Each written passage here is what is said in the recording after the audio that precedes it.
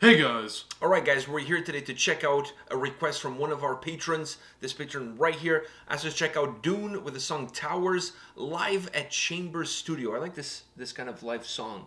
It reminds me of Pisces, Ginger. Yeah. Like kind of like a studio setting, kind of live performance instead of just being in You still front get of a huge live crowd. audio, but like... And it's a live performance, And but so- it's just that it's not like an outdoors festival or a concert. It's more intimate. Yeah, they rank lower, in my opinion, they rank lower than those Really? ones.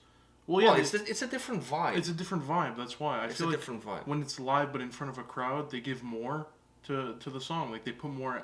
Yeah, but I feel like this kind of performance is more intimate. Yeah, because it just feels like it's... It a feels like one-man- almost like they're playing for a you. personal concert, yeah. Exactly, But that's why exactly. it still ranks a little bit lower, because I like the energy of a live show with more people. All right, fair enough. I don't necessarily disagree with you, but I like these kind of more intimate performances. I think they're really cool.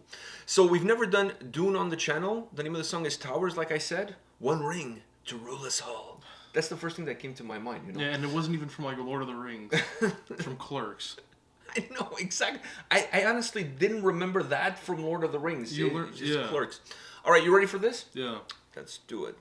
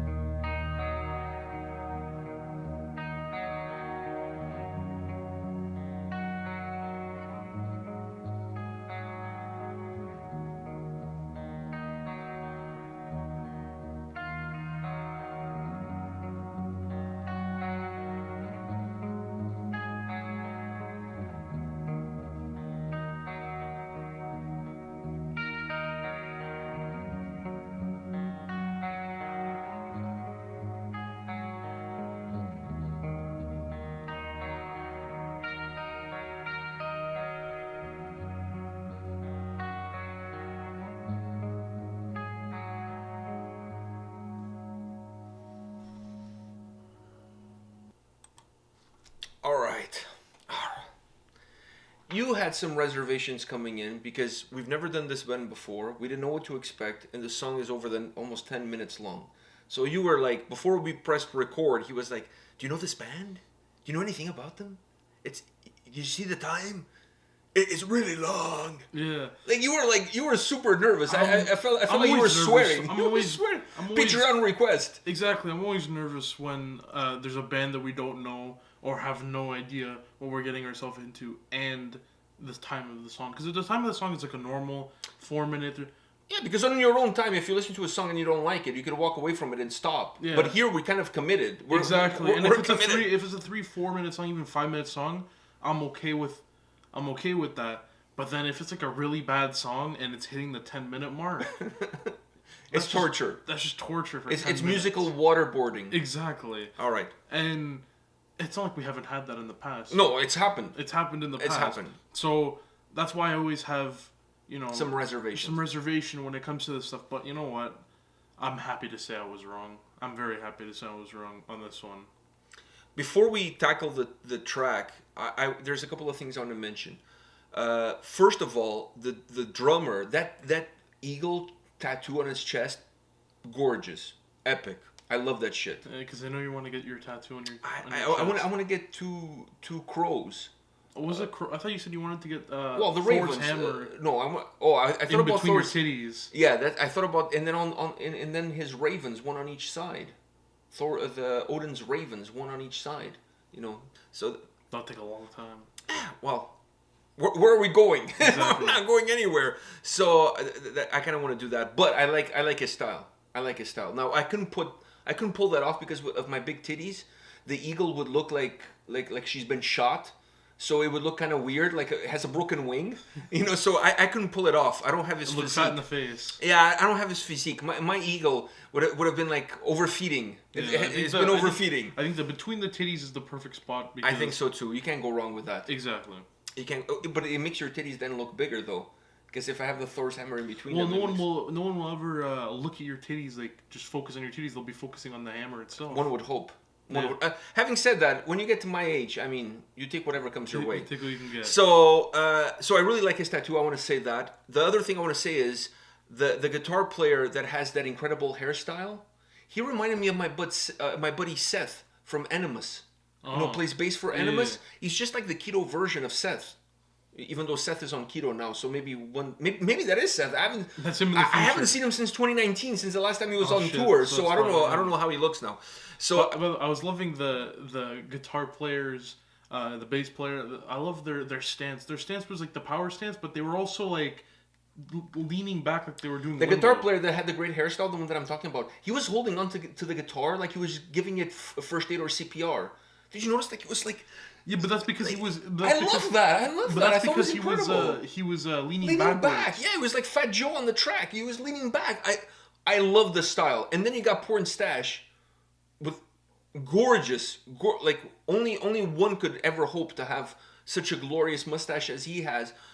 Playing guitar, vocals, the two sets of vocals. Then you get the clean vocals. There's a lot of, from a visual perspective, even before we get into the song and the vocals, there was a lot of things to be had that were really. I like the fact that they were doing in a sauna. Yeah. It looked like they were doing in a sauna, and I really like the light show inside the sauna. They really packed that place. Like they were like literally on top of each other. There was no social distancing to be had during the making of this video. But I love it. Now getting into the song. Let me break down a few things, and then you come in and you tell me what do you think. First thing I'm going to say about this track is I love the fact that this is a song that doesn't look back. It only looks forward. And what I mean by that, it's a track that doesn't repeat itself. There's no moment in this track where it circles back to a point where you've been before. So it's a track that as you're moving forward with it, you never reminisce on the past. You always keep your eyes on the future. It's a song that keeps opening doors. I felt like it got to a point, the song reached a certain point, it couldn't go any further, they opened a door, they move into another room. Then they went a little bit further, it couldn't go any further, they opened a door, they move into another room. And it just kept going, it kept progressing like that. It was a song made of different sections, but they all just connected with each other. The hallways in between those rooms was really short, so they connected with each other like perfect. Because it's like, they give me one, like, the song is going this way, then it stops and it starts going this way, then it stops and it goes this, but it's always moving forward. It's never going back. It's never looking back. Do you agree with that? Yeah. It's a song that's always moving, always evolving, giving you different looks. Giving you different sounds and... Different sounds, different approaches. It makes the track just feel always fresh. The song is almost 10 minutes. I didn't feel like I was listening to the song for 10 minutes. It's a song that you lose yourself in it. Because you're just going wherever it's taking you. It's like you have a blindfold on and somebody's holding your hand and you're just going to whatever they're taking you. That's how this song feels to me. It's a song that, because it doesn't repeat itself and it keeps it going, it keeps me excited because I don't know what the next... What is it around the corner? What are you going to give me next? It has great fluidity. It has great sound quality. A great way of intertwining different elements. Then you have the dynamic of the vocals. 2 different vocals. Clean vocals, harsh vocals. 2 sets of harsh vocals. Just so much on this song. And tracks like this, the way they lose me is if you start spinning your wheels in the same part over and over again. Or if you take 1 step forward and then you take 3 steps back. And then you take 1 step forward and you take 3 steps back. You end up not moving forward. You're actually going backwards because you're taking more steps back than the ones you're taking forward. So songs that have that kind of a vibe, that they want to create this atmosphere that you lose yourself in it, sometimes it doesn't work for me when they're this long, because I lose track of where I am and where the hell am I going? What the hell is happening here? Like, what's going on? You know what I mean? So this one, you lose yourself in it, but you don't lose yourself in it away from it. No, you lose yourself in it as you're moving forward with it. Keeps you in line. It keeps you going. Keeps you going. What did you think of the keyboards? Oh, I mean, it was just... I mean, because... Did you feel like it gave you 2 different... The keyboards give you 2 different perspectives, or is it just me? Kind of, because the keyboards would come in, and it would just give me something, just to focus on. Because I was focusing on, pretty much everything that was being pushed at me. Because I kind of knew halfway through the song that, I'm not getting anything else. I'm gonna keep getting new shit as I'm going through. So I'm trying to pick up digest everything as you I know for a fact I'll have to listen to the song again and get even more, because since it's giving you new stuff every time and it doesn't repeat itself, it's hard for you to process. It's hard for you to process it in time, and it doesn't give you time to go back to that other part that you liked. You want to go... And then break it down a little bit. Exactly. It's a hard song to digest on the go. Which is good. Which is a great thing. It gets a lot of replayability. And that's what I kind of felt about the keyboard. I'll have to listen to it again and focus more on it. It's the kind of song that you listen to it 10 times, and I think it feels different 10 times. Every time, yeah. Because you're going to discover something new. Because something you've listened to in the song that felt very minuscule at the time that you were listening to it, you feel like it had a bigger part when you listen to it the second time. Yeah, because I think maybe you're a little bit more prepared for it. Exactly. One of the things that I noticed about the keyboards, that's the reason I brought them up, is that I felt that at the beginning of the song and then towards more the end of the song, it was almost causing distortion. Yeah. Which was really strange, that you were not getting it necessarily from the guitars. You were getting it from the keyboard. I was also thinking about that, because I was thinking, okay, this big keyboard setup just for you to do the little nipple. You're turning the little nipple, twisting a nipple. But to me, I actually like that sound of the distortion of. It's a different way of giving it to the listener. Yeah, I liked it. It wasn't distorting the vocals or anything. It was just distorting like the ambiance. The ambiance. It wasn't It wasn't the guitar still sounded fine. Exactly. It didn't ruin any of the other instruments. It just kind of made the whole feel of the song. I don't like almost not creating an echo, but it almost like it felt like it was bouncing off the walls or something. It had a weird, and it happened at the beginning of the track, and then I felt like it happened again more towards the end of the track, and then in between the keyboard had more of a normal, for lack of a better word, like a normal melody, a normal sound, but it was not in the forefront. It was just like a nice little layer. And that's why I'm gonna listen to this again.